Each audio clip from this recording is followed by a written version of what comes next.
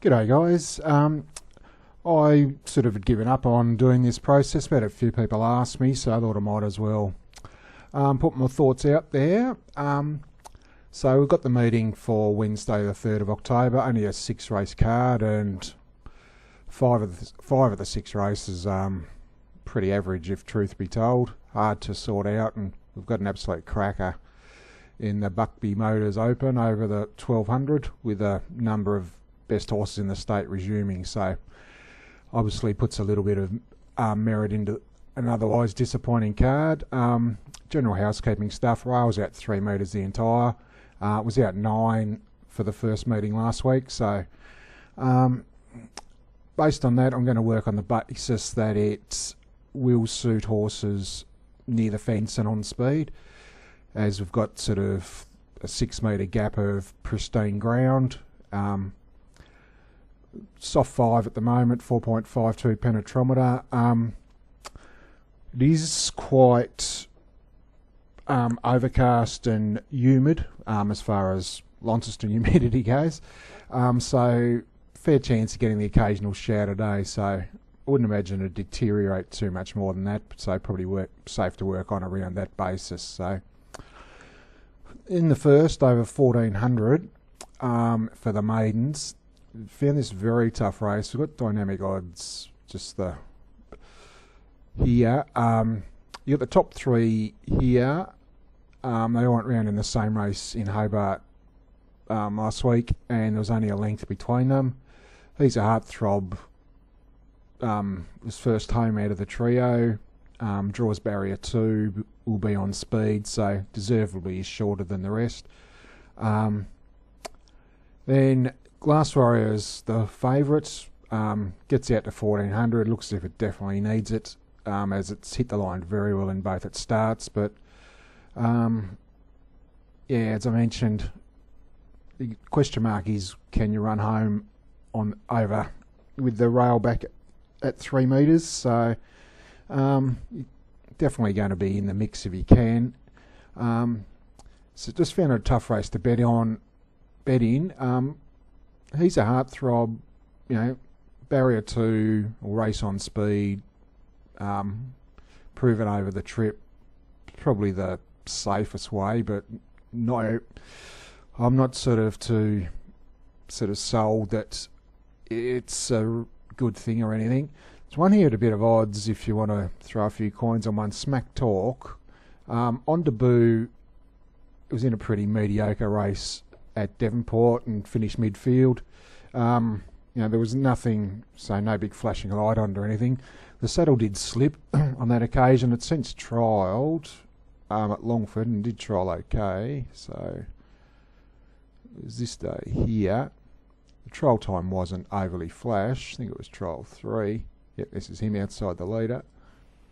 Live links, we're ready. Racing now, Dunaway. So you see he's jumped okay. See, he's not. The opposition here is pretty average as well. Need to take that into account. But you can see it's a pretty soft trial. And if I'd have asked him earlier, he would have put a fair old gap in them.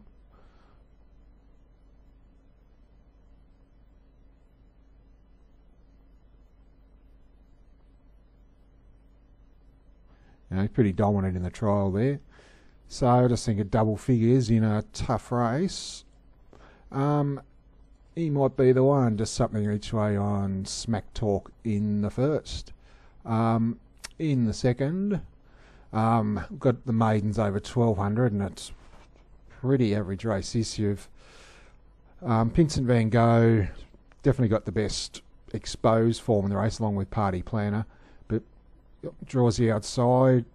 Obviously a bit of a worry there. Party Planner, 2 runs for 2 seconds, barrier 1,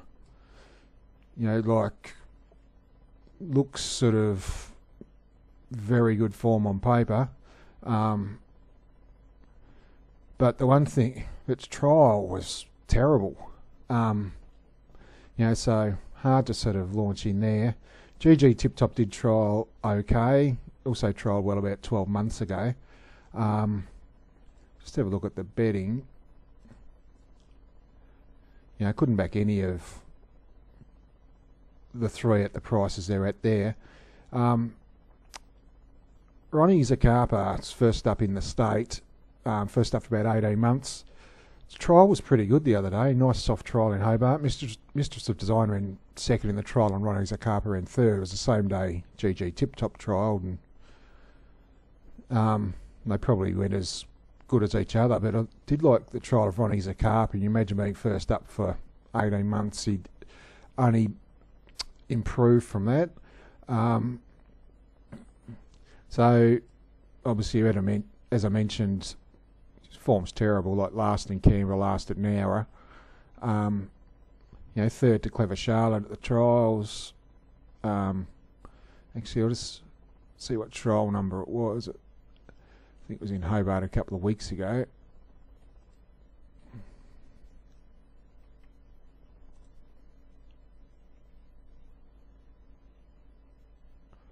I think it might have been about trial 5 from memory.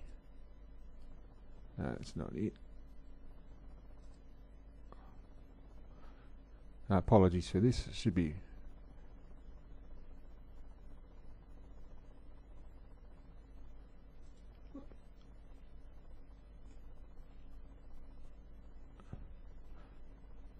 Trial 6.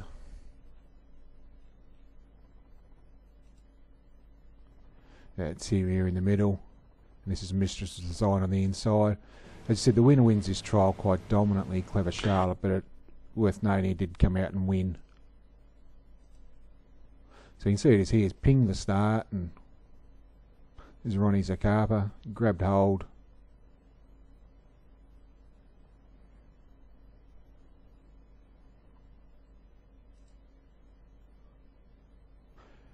And he gets beaten at sort of 2.5, 3 lengths in the trial, but wasn't asked to do too much at all. And so it's sort of travelling still quite well here in the middle. And Clever Charlotte goes bang. You can see it's given an easy time over the last couple of hundred.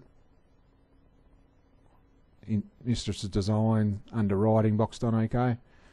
Yeah, not too much to take out of that, but forced to. Actually, I think if we look at the trial before, this getting is a little GG Tip Top. I've also got it here.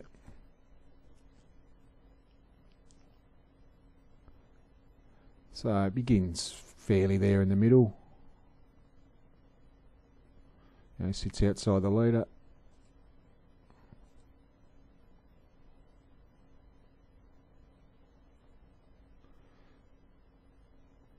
There's a couple of horses here. Harapaw's in the last race Wednesday. It's given a pretty soft trial here. It is Tip Top. You know, like it's asked to do a little bit. And then they ran very similar time to the next to the race 6 trial as well. So yeah, no, but just based on that, I'd rather take sort of double figures the Ronnie. So forced to recommend a bet, probably something a win, Pinsent Van Gogh and a saver, Ronnie Zaccarpa. But no real confidence there. Third, found this tough. Invincible Rock tried like a jet and then went like a busted at Devonport. So hard to line up. Gasnier is very honest. Just not sure if he's got. You know, if you line up the form from Devonport, Garland won a race that rated a bit higher than Gasnier competed in. Garland definitely looks the one on exposed form, but whether you want to take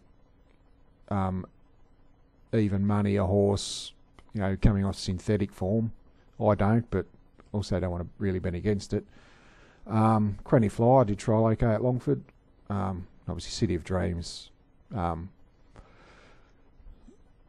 It's been very competitive in this grade in the past, so even Global Princess was good at the trials. We're probably looking for more ground. So Garland's the one, but yeah, just got that query coming off synthetic. I've been burnt before, so but definitely on form, hard to tip against. The fourth, as I mentioned at the beginning, just a red hot race. This You've got the old stages at the top and a couple of up-and-comers down the bottom. Just looking at the speed map, you imagine with the claim that GG's Jet will go like the clappers. Double J's, like super honest in this grade, and he's not that badly weighted with, I think it's 59.5 he's got. So you imagine he's probably the one who's going to camp on his stablemate. You've got Fragment down on the weights. But you just imagine Count Da Vinci obviously resuming over the sprint trip. Has trialled okay, but you'd imagine still might be a bit zippy for him, especially with the carrying the full 62. Drill to be let us trialled well for his return. There's a couple here, like Killing Falls, drawn the inside on the minimum. Like if you look at his record, first up five starts for a win and a second. So it's not overly great. Track and distance 7 for 2, 1 and 1. It's worth noting that first up last year he did run in the Newmarket and got beaten just under 2 lengths from memory. You'll be getting double figures about him. Yeah, so $15 at the moment maximum, but so he'll definitely be savaging the line, and being drawn in close, it might let him sort of settle a sort of pair or two closer than he otherwise would have. So something to try him. And there's a horse here I've always had a bit of time for is Liffey Bow. Ratings suggest he's probably got no chance, but you got the M Trinder factor. He's always been one of those horses that look like he's going to make it once it all clicks with him. Biggest disadvantage he always had, he used to over race. They're going to go like the wind here. They said he's at rating 72 horse on level weights with 87 raters. So it's obviously a big ask, but trialled very well. So I just think in a tough race, what's the recommend? I think GG's Double J is probably going to be the one with the exposed form. And if you want to have a few coins on a couple at double figures, Killing Falls and Liffey Bow. So, but obviously, the Newmarket's probably the grand final for nearly all of these, sort of next month. So they might be at different levels of their preparation. So tough to sort of bet with too much confidence, but but I'm very interested to see how Liffey Bow does perform. As I've always had a bit of time for him, as I said. The fifth, over the mile,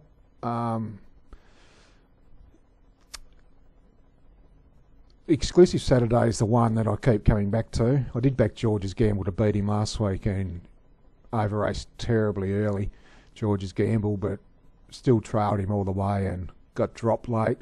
Exclusive Saturday, he's no superstar. He's a good, honest on-pacer.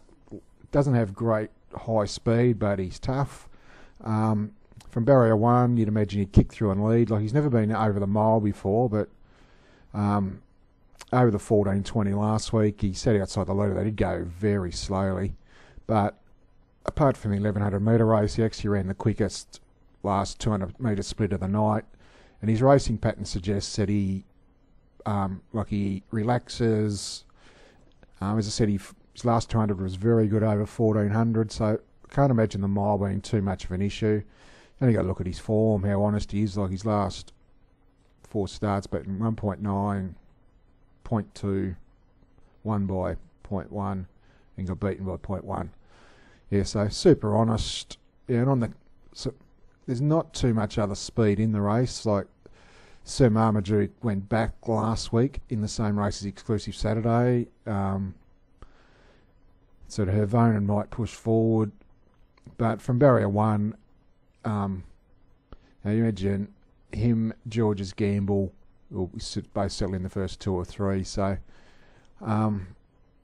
yeah, but it's probably the one on the card. You know what you're going to get. You can make his own luck on speed. If there is any leader bias, He's the one, and despite the first go at the mile, still happy to be on Exclusive Saturday in race 5.